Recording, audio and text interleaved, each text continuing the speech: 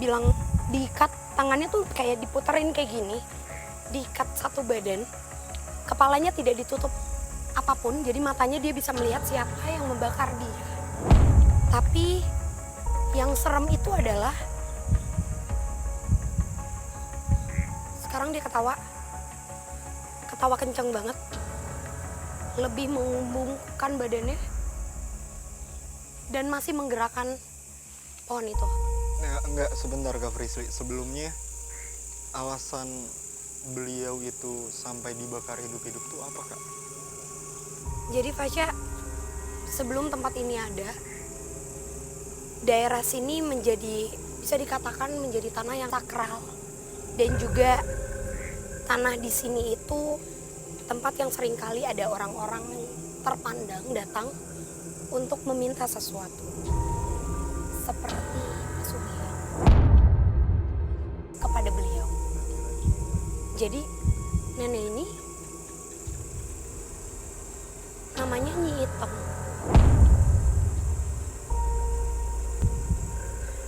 Dia dukun, dia memperdalam ilmu hitam. Dan memang pada saat agama Islam mulai masuk dan dibesarkan, dukun atau sesuatu yang lebih ke arah gelap itu dibasmi, diselesaikan, tidak boleh ada di daerah ini. Dan dia masih menggerakkan ya, karena dia ngerasa kalau dia memberitahu kalau tempatnya memang tempat di sini, dia dibakar hidup-hidup dan tempatnya dibersihkan, pohonnya bahkan ditebang, karena biar benar-benar habis semua tentang dia. Itu boleh pindah kali ya. Cuma tidak jauh di tempat sini, lokasi ini, itu ada petilasan Raden. Dan itu sangat-sangat positif. Benar-benar baik, itu salah satu ahli yang ditunjuk untuk menyebarkan agama Islam. Dan sangat baik, jadi memang bertabrakan dengan sosok Nyi Item ini. Selaras dengan apa yang dituturkan Frisly, tak mampu dipungkiri bahwa tak hanya sosok astral menyerupai perempuan yang disinyalir berasal dari tragedi kelam. Akan tetapi sosok astral menyerupai nenek tua kerap juga terlihat eksistensinya bahkan pernah mengganggu masyarakat sekitar. Karena di sini setahu saya tanya ya ada 5, perempuan 3, laki-laki 2. Kadang malam suka ada di atas itu tuh, diri 2 orang. Iya. Apa Mak yang di atas itu Mak? Perempuan 2 suka diri situ. Akan tetapi pembenaran akan keberadaan petilasan yang merupakan salah satu tokoh terkenal penyebar agama di area ini memang benar adanya. Dan terletak tak jauh dari posisi rumah berada. Bahkan tanah tempat berdirinya rumah masih kental dengan nuansa sakral yang ada. Nggak jauh dari sini, paling cuma beberapa meter aja dari lokasi ini. Saya santri. Salah satu tokoh masyarakat yang dulunya penyebar agama Islam di wilayah sini. Lantas, apakah sosok astral yang kami temui memiliki ketertarikan akan peristiwa kelam yang pernah terjadi di rumah ini? Hingga kami memutuskan meminta bantuan kepada salah satu narasumber untuk menunjukkan lokasi tragedi kelam yang pernah terjadi.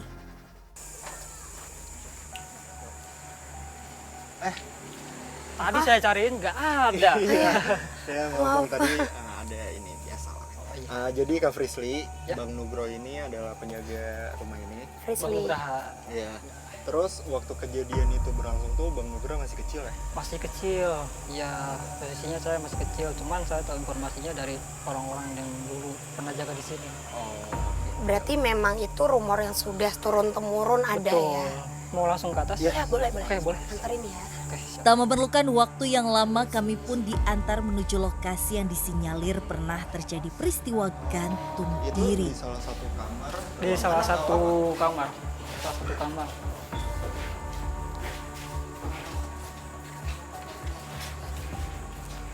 Fasya, sorry.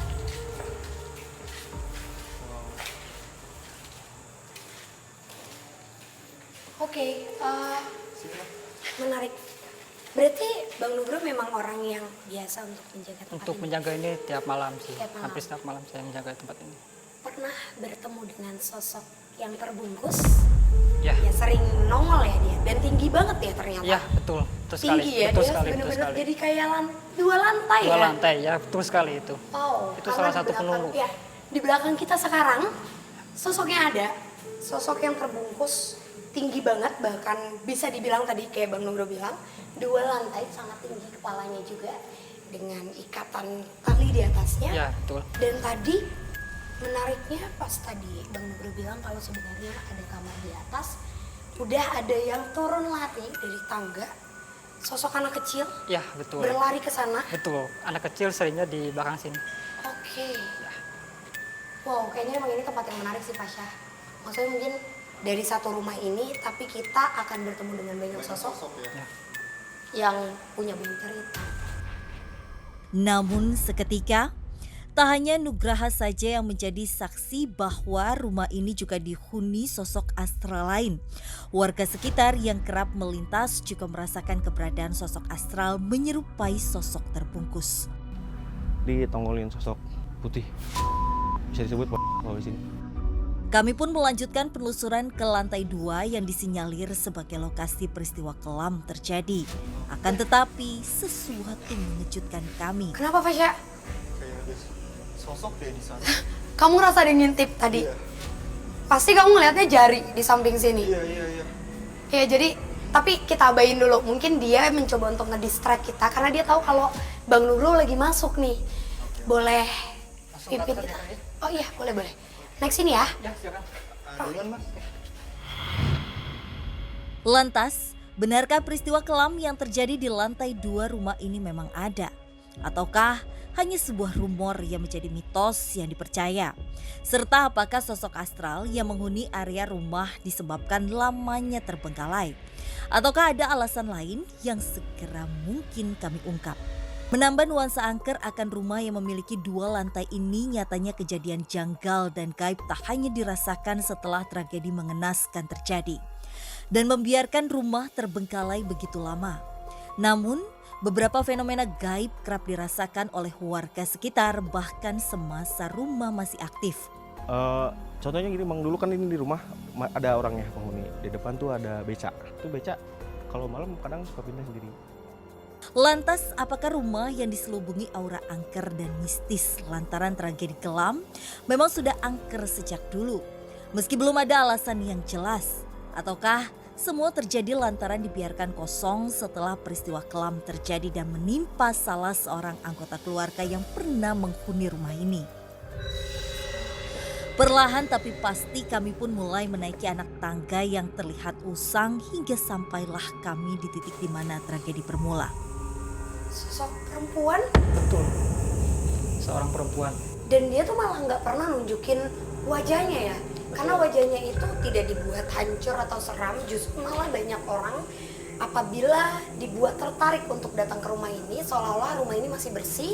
Ya, Dan sosok perempuan itu dengan wajah yang lumayan cantik. betul. Benar? Benar. Indonesia banget ya, Indonesia banget. manis. Sebentar, kok Kak Frisly bisa tahu ada sosoknya di ruangan ini? Nah, justru Mbak Nugro, pada saat tadi kita masuk, tadi di dekat pintu sini, itu ada anak kecil yang mainin kunci. Tapi karena dia ngelihat kita tadi datang, langsung belok ke sini Bang Nugro, dia kayak langsung ngumpet. Dan pada saat tadi aku masuk ke sini, memang benar, aku dapat gambaran sangat jelas kalau ini merupakan kamar salah satu pemilik yang pernah tinggal Ya, di betul. sini. Dan aku nggak ketemu sosoknya Fasya.